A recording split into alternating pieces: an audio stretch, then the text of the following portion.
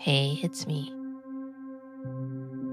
We're living in a time where connection is the way forward.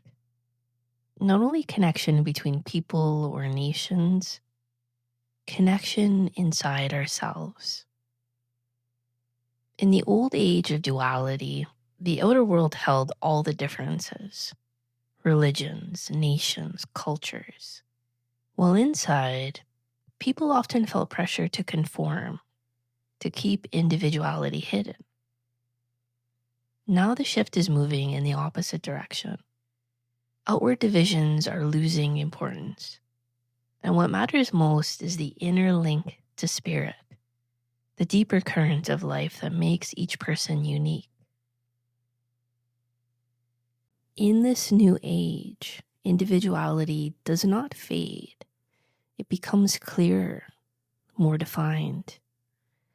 Out of unity, the real self-expression of each person shines brighter. And in that clarity, we actually contribute more deeply to the whole. One of the ways this becomes real is through the pulse of life itself. Everything is pulsation. The universe is alive because it moves in rhythms of expansion, contraction, and stillness. Spirit pushes into matter, fills the void, and then draws back to its source. This pulse creates everything we know as life. You already see it in your body, the beat of the heart, the rise and fall of the lungs, the flow of the blood. But the same pulse is happening on more subtle levels, inside your thoughts, your feelings, your will, your connection with spirit. Every cell, every pore, every layer of consciousness carries its own rhythm. Our entire earth, even the stars, are pulsing in this way. Some pulses last only a second. Others span billions of years. What looks to us like time is really just the different lengths of these pulses. Every pulse follows three movements. First comes expansion, life pouring into matter. Then contraction, life returning to its source.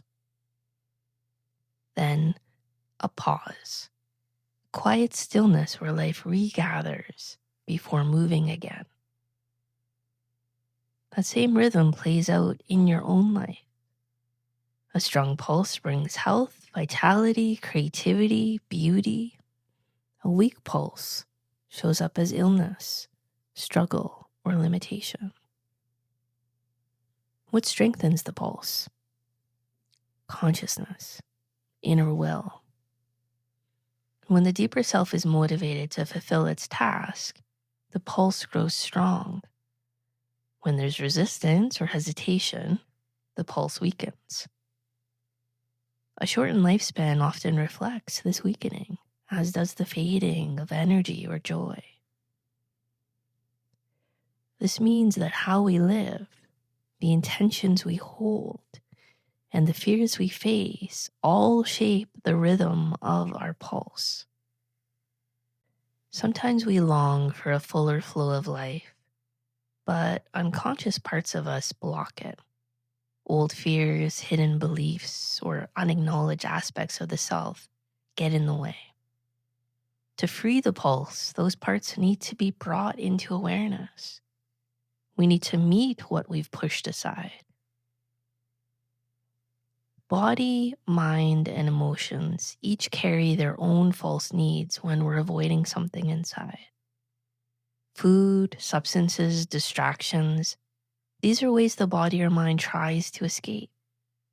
But when we start to recognize the areas of ourselves we fear, when we stop pushing them down, we begin to create a bridge. The moment we face our fear directly, a new current of life enters.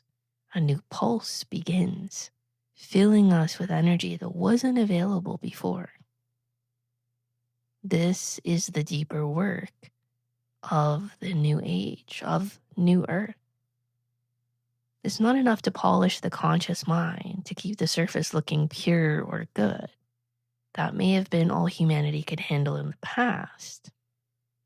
But now the invitation is to go deeper. Every part of the self must be included, even the parts we dislike or try to reject. Otherwise, the pulse stays weak and fragmented. Fear of the self is often the greatest barrier. Most of the time, we don't even know that's what it is. We rationalize it away, telling ourselves we're fine, when underneath, fear is what divides us inside. Only when we face it honestly do we reconnect with the real needs of our spirit. Only then can the full rhythm of life move through us. As you meet the parts of yourself you've hidden, as you challenge the fears, a new energy is released. What once felt like deadness or disconnection begins to stir with vitality. A stronger pulse moves through your being, bringing you into closer alignment with life itself.